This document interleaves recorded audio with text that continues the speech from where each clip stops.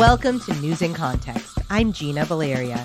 In this episode, we explore the historical and geopolitical context of the Russian invasion of Ukraine, as well as the role and actions of NATO. As we watch and read about Putin's brutal actions in Ukraine and how they're affecting the people who live there, many of us find ourselves wondering, why is this happening at all? Discussing this with me today is Dr. Amir Weiner, Director of the Center for Russian, East European, and Eurasian Studies at Stanford University. Things seem to be changing moment to moment, but there is this consistent sort of bombardment and pushing forward of the Russians and the Ukrainians fleeing and asking for help. We're recording this on a Monday and it's going to air a few days later. I know that you are an expert in the historical context of the region. So can you talk a little bit about what's going on now in the context of the history of this region, the Bolshevik history, the Soviet history, the Russian history? The current crisis goes back to the disintegration of the Soviet Union, the way it fell apart, the disintegration of this huge empire into 15 new states, and the creation of Soviet republics turning into sovereign countries, and apparently the reluctance on the part of the Russian Federation, or at least part of the elite of the Russian Federation, to accept the legitimacy and sovereignty of certain countries, first and foremost, Ukraine. The Russian Federation recognized the sovereignty of Ukraine in 1991, but inside the elite, and the elite is not only the current administration of Vladimir Putin and his entourage, but also large swaths of the liberal intelligentsia who do not see the Ukrainians as a separate entity, ethnically, culturally, and dream about the recreation of this mythical entity, Ruski Mir, the Russian world, of uniting the Russian-speaking communities under the, of course, the guidance, the supervision of the Russian Federation. Now, these places have been together for most of their history, but not necessarily by mutual agreement. Basically, it was the domination, hegemony of the Russians and later the Russian Federation. And from Putin's point of view, several things. One is indeed something that he indicated, and we tend to ignore it when he said it in 2005 in famous speech about the disintegration of the Soviet Union as the greatest geopolitical catastrophe of the 20th century. What he added, and this is the sentence that was always dropped out in citation, is that the greatest tragedy is of millions of Russians stuck out beyond the pales of the Russian Federation, beyond their homeland. And that is something that is indeed keen, at least, of solving the problem. Second, the humiliation, the burning sense of humiliation, Putin's personally, but also large parts of the Russian elites, the way the Soviet Union collapsed, the sharp drop, the fall from grace of a great superpower into basically a third world country, and the alleged mistreatment at the hands of the West. So we have here the combination of all of these factors, the reluctance to accept the sovereignty of Ukraine and Belarus, never forget Belarus in this mix, and of course the sense of humiliation, avenging the humiliation and restoring the great status of great power to Russia. I'm thinking of a potentially analogous situation after World War I. The Germans felt mistreated, and kind of that led to the rise of Hitler in World War II. Do you find the situation to be analogous? You said alleged mistreatment. Do you feel that the West did mistreat Russia in the time when it was transitioning from the Soviet Union back to Russia? The West is not clear of not making mistakes, but certainly doesn't bear responsibility for the current crisis. Let's think had NATO did not expand into the East, especially with Eastern Europe, the Baltic states, what would have been now? What would have been now? They would have been there. And that is the question that we have to ask ourselves. Whether the West made promises or not, historians still debate and dissecting every word that was said or not said or written and not written, etc. But I think it is certainly in the mandate of NATO that countries that qualify can join them. It's a defensive alliance. It is not offensive. And I think it did the right thing to absorb, to accept all those former Soviet bloc who wanted to join, including Soviet republics like the Baltic states. They did the right thing. These are the liberal democratic countries that joined and had the right to join, and that was the purpose of this alliance. Now, if we also accept the Western blame, which of course I reject here, we also have to ignore Russia. What does Russia want, and what is the Russian tradition, and what does Russia looking forward in this region? And this is an imperial entity, whether we like it or not, that seeks to have its own either empire or zone of influence. I believe it's much more of a zone of influence, creating a belt of countries that are basically bereft of genuine sovereignty, no national security in their own hands, but is subjected to the interest of the Russian Federation. Whether they want to recreate the Soviet Union, that's another matter. I don't think so, but certainly something on the mode of the former Soviet bloc, Poland, Hungary, Romania, Bulgaria, who had similar regimes, no foreign policy of their own, but certainly we cannot ignore what Russia wants and what is the Russian tradition in this region. You brought up earlier the term mythical entity when thinking about how certain Russian elites are viewing their presumed mandate to go into Ukraine. Mythical entity in the sense that according to them, every person who speaks Russian, and so many in Ukraine speak Russian. Most of my friends in Ukraine speak Russian at home. That doesn't turn them into Russians. That doesn't mean that they want to live under Russian rule, Russian government. Now, they are certainly Russified by culture. They don't see any contradiction with it. They are not Russians. They see themselves as very proud Ukrainians. And actually, the president of Ukraine's first language is Russian. And I don't think that anyone would accuse Volodymyr Zelensky of being Russian. Of course, I want to dive into NATO.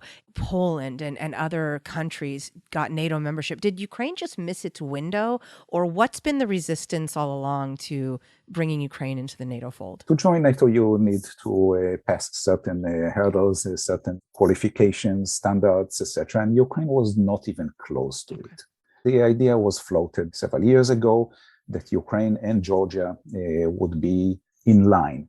But they still have to pass the test, so to speak. And it was in terms of practical joining of NATO, this was so far in the future. So the Russian claim that this was about to happen simply has no base in reality. Regrettably, we have no idea how this will end, what kind of Ukraine will survive or not survive this crisis. And this is the sad part, that we are talking about a country the size of France with 42 million people that we do not even know if it will exist as a sovereign state when it is all over.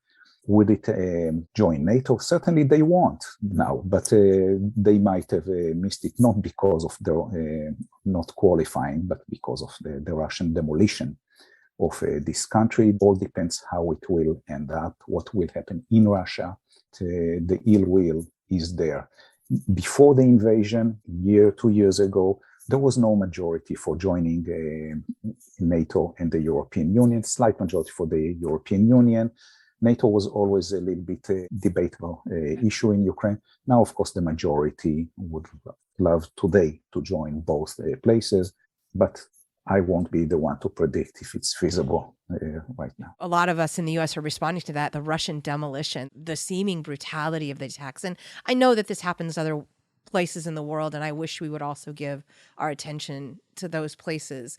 But it has been excruciating to watch and feel helpless. You know, I mean, I'm not in government. I can't make those decisions. And I do know that there are reasons why we so far have chosen not to implement a no-fly zone. I mean, you know, there are real reasons that are valid. But it is excruciating to watch the demolition and feel so helpless. In your estimation and from your expertise, how should the West be responding at this moment? What would you like to see, or what are you seeing that you think is working? What I'd like to see, first and foremost, from the West is to maintain its unity. That was one of the biggest miscalculations of Putin, that the view of the West is weak, especially after the retreat from Afghanistan, that the West is disunited, almost disintegrating, given their view of what is happening inside in domestic policy, whether it's Great Britain, the Brexit in the US, the Trump era, and the inability of this administration to pass domestic legislation. The West, from their point of view, looked in disarray.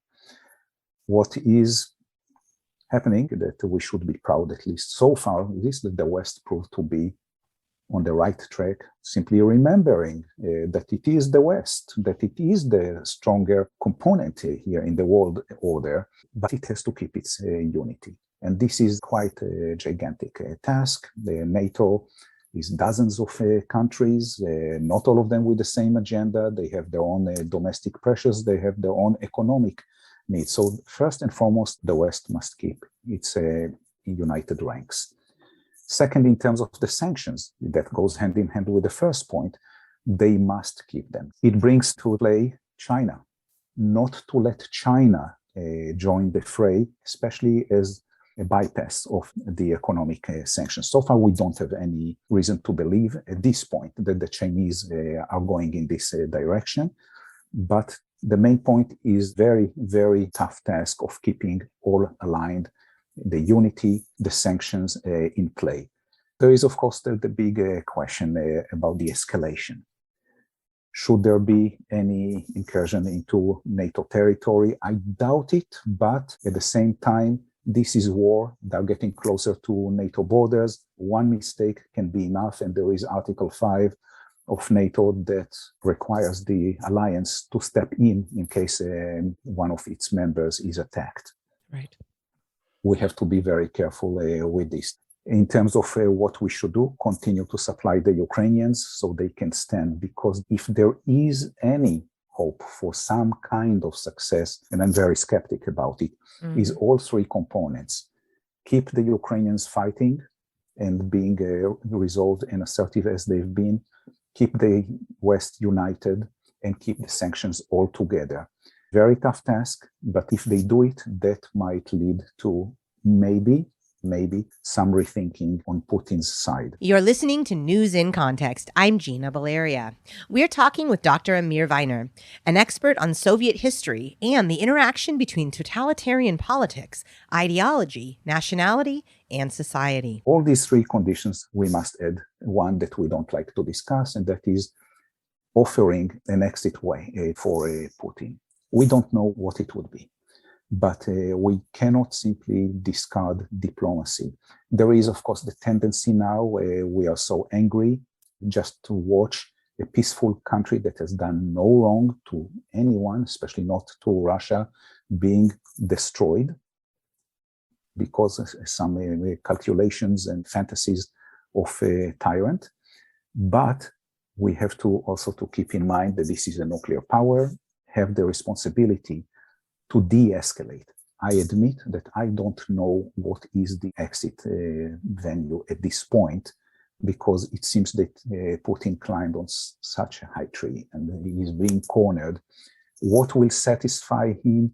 Another sliver of Ukraine, some kind of recognition that in neutrality. At this point, he doesn't want to talk because he's winning the war on the ground.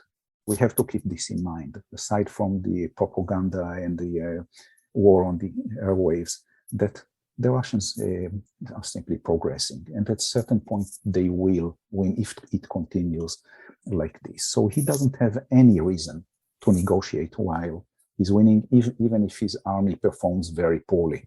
Yeah. But it is progressing. So we will have to think for a way out because the stakes are too high. As a layperson, I'm grappling with, I don't want this tyrant to get anything out of this, but I know that there has to be diplomacy. But I don't want him to feel like he can just throw a tantrum and get what he wants. But then there's that other piece. Putin is willing to bombard Chernobyl and a nuclear power plant. So maybe he's not dropping a missile, but he is actively trying to destabilize a nuclear power plant. And so that makes me actually genuinely wonder what he's capable of. I mean, certainly rational people don't want to start a tit-for-tat nuclear war, but what exactly is this man capable of? I don't think that he is insane. There's been a little bit of psychoanalyzed Putin by people who never met him, people who don't sit with him, people who don't speak Russian. I don't think that he behaves in any insane manner. I think that he miscalculates, and he's a gambler, and he's a bully. He's a bully. If we take a look at this, his modus operandi, it's very much like high school bullying. His mode has been always, here's what I'm going to do, what you can do to me. What can you do? And we see it domestically and in foreign policy. Domestically, if we just think about the assassination, the murder of one investigative journalist after another, but basically executions. If we take the murder of the head of the opposition, Boris Nemtsov, in 2015, several hundred yards from the Kremlin. Can you imagine Nancy Pelosi, Mitch McConnell, or Kevin McCarthy being shot 200 yards from the White House, and nobody is paying the price for it? Nothing.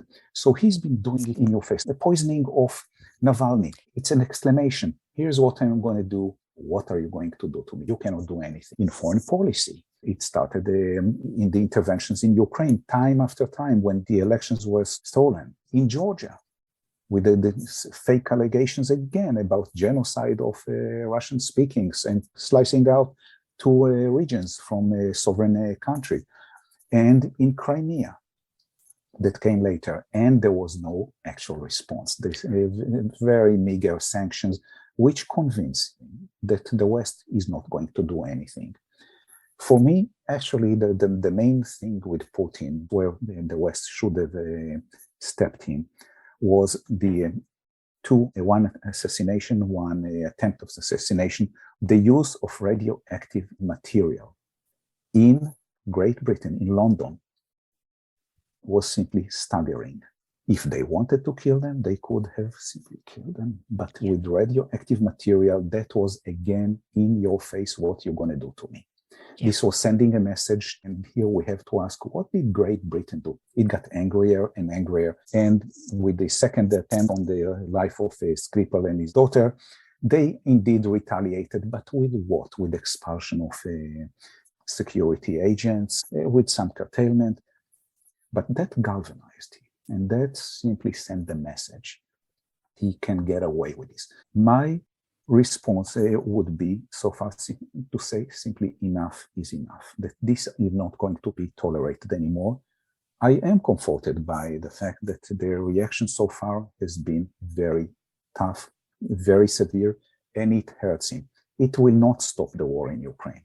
Sanctions do not stop war, but we can tighten the noose as much as possible and not step back. Do you think the oligarchs who might be affected by these sanctions, or do you think they will be affected enough to put pressure on Putin? Putting pressure on him can come only from either the internal circle, which again is quite doubtful, or from the military. Basically, the people with the guns.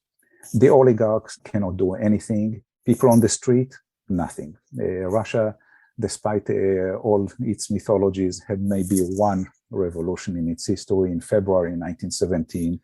The people will not revolt. Of course, there is a lot of consternation because people begin to hurt, but that will not come from there. If it will come, it will be a combination of security services and military who will do the calculus and the calculation of cost benefits. This has gone too far. We are all hurting, and this man is driving us. But we have to remind ourselves, this man has been in power for 22 years. He knows how to protect himself. You brought up a lot of times, a lot of moments when something could have been done to check him. And now we're in this moment where, Ukraine is just getting worse and worse. And it almost feels like it's inevitable that a response is going to have to happen. And maybe it's when that stray missile goes into Poland, right? If when that stray missile goes into Poland, that the response is going to happen. If there is that moment, is there going to be again like, oh, it was an accident? Or is there going to be like, all right, now we have to respond? And what do you think that might look like? If it happens, then it's a new ballgame. But we have to draw the line at a certain point. Where is the red line? And I think we made it very clear, at least in terms of the administrations. And I think so far has been handling it very well in terms of its diplomatic and not getting dragged into provocative statements. But we have to be very careful with this. The West has to remember that it is the West, that NATO is NATO, and it has the upper hand in military, economic, political power. It doesn't dawn on him yet. It has not, because we made clear that we are not entering Ukraine, that we will not fight in Ukraine. The moment we decided not to do that, we basically gave him the military landscape.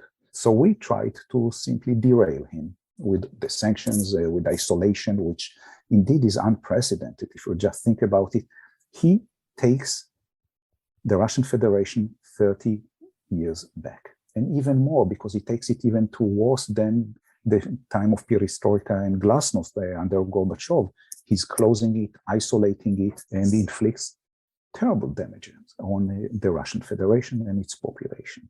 But I think that we simply have to draw the line. We're starting doing it very well. We just have to be persistent. The lines of like chemical warfare, bombing escape routes or refugee route. I think to the average person, it's like those seem like lines, but they still are not, in the NATO territory. This is something that I'm asking myself as well, where it is all heading. If Kiev, which is a huge city, will be placed under siege. We had this precedent in Europe, in Sarajevo, Bosnia, Herzegovina, in the 1990s. Under siege, demolished, but it survived because NATO was bombing the Serbs. Are we in that position? As long as we reject the idea and the practice of a no-fly zone there, it's not going to happen. But indeed, what will be the reaction if this great city will be placed under siege with starvation, with mass killing? What will be the reaction to chemical, biological warfare in Europe? Now, we know that they used it already. They used it in Syria without even blinking. Are we going to tolerate it in Europe? These are the questions that the administration, especially, and the European have to cope with. The Ukrainian people, there was, at least on Russia's side, this expectation that everything would fall very quickly. And that hasn't happened. Did you expect the Ukrainians to be able to hold out?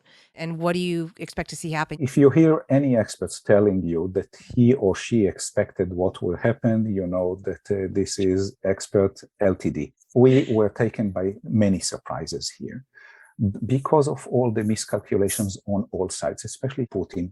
Like all armies, his own military is fighting the last war. And the last war for them was the occupation of Crimea with hardly any resistance. Certainly, he misread his intelligence forces and military, misread the Ukrainians. The Ukrainians surprised us, yes. First of all, they took to heart the lessons of Crimea and the Donbass and started reshaping their military, better equipment, better training, using psychological and information warfare very skillfully. And this is part of war nowadays. The political leadership. Yes, it is a surprise. We did not expect much from Zelensky. A 43, 44-year-old person with no political experience, better known as a comedian and actor. He rose to the occasion. Very courageous person. One sentence that was etched in my mind from him was when he was apparently offered a way out physically for him and his family. He said, "I don't need a ride, I need weapons." And he stays there and he risks his life. And every person in Ukraine knows that. And this is leadership. This is inspiring leadership by a person from whom we expected very little. not because he's a bad person, but he has no experience in these things. And he was very unpopular before the war. He won 73% of the votes, and then basically it evaporated this goodwill. Mm-hmm. So this is a surprise. The Ukrainians themselves, this is, I would say, the least surprising for me. Crimea was a knife for them. It was a knife in the heart, realizing that this motto of Russians will not kill Ukrainians, Ukrainians will not kill Russians, evaporated. It galvanized the Ukrainians. It helped bridging over so many fractions and the fragmentation of this society, which I don't see as a weakness, actually. It's something quite beautiful in a society that has so many components. They came together. One thing that Putin has already achieved is to making the Ukrainians much more cohesive and together than ever before. Is there anything else that you'd like to add that I haven't asked you that you feel it's important for people to know? We are in a very crucial moment. The line of demarcation is a struggle between authoritarianism and liberal democracies. And this is something that we have to realize, that indeed when we take a global look at the map, liberal democracy is not the majority. And there is the rise of authoritarianism, of course, in China, in Russia, nothing new. But there is no alliance yet between Russia and China, but the close collaboration and the challenge to the West, and the West not as in a geographical sense, but it's also to Japan and South Korea and other liberal democracies. This war in Ukraine demarcates the lines, and we have to remember it, that there's something much bigger here at stake. If we say, this is not our war, this is fine as long as we get our economic interest, safety, it's fine, but I don't think that this goes this way, because if he wins conclusively, there will be challenges all over. There will be challenges in Taiwan. We'll see how the US and the West will endure these challenges. I'm not optimistic about the future in the region, because there are many nervous people in Georgia and Armenia and in Moldova of what will be the next Russian move if this goes very smoothly. There are many other places that we should start looking ahead for this. So there's something bigger here. We are flirting with authoritarianism here. I mean, it's not like it doesn't exist inside the US. When we look also at the European Union, what troubles me is that the heart of Europe, right now, there is an authoritarian regime in Hungary of Viktor Orban, stealing elections and creating basically authoritarian regime. Poland, which is at the forefront against Russian aggression, is flirting with authoritarianism over the last few years. We should realize that this is a moment of choice for the West between authoritarianism, accommodating authoritarianism, or simply drawing the line as an opportunity to start checking what is happening in their courtyard, that it can no longer tolerate an authoritarian regime inside the European Union and NATO, which are alliances that were created to preserve liberal democratic order, not to accommodate it. So I hope that it will be also a sort of house cleaning because of this crisis. Whether it will happen, I don't know. I think that there are some optimistic signs not to tolerate it anymore, not to accept it as, oh well. Thank you to my guest, Dr. Amir Weiner, Director of the Center for Russian, East European, and Eurasian Studies at Stanford University. Music in this episode includes Spring Fling by Track Tribe and The Heist by Silent Partner. In addition to hearing News in Context every Friday at 8:30 a.m. and 6:30 p.m. on KSFP 102.5 in San Francisco, you can hear it on Spotify, Stitcher, Apple Podcasts, iHeartMedia, Google Play, Google Podcasts, Podbean, YouTube, and PRX. We're also on Facebook and Twitter at News in Context SF and on Instagram at News in Context. And you can find links to all of that at newsincontext.net. I'm Gina Valeria. Thank you for listening.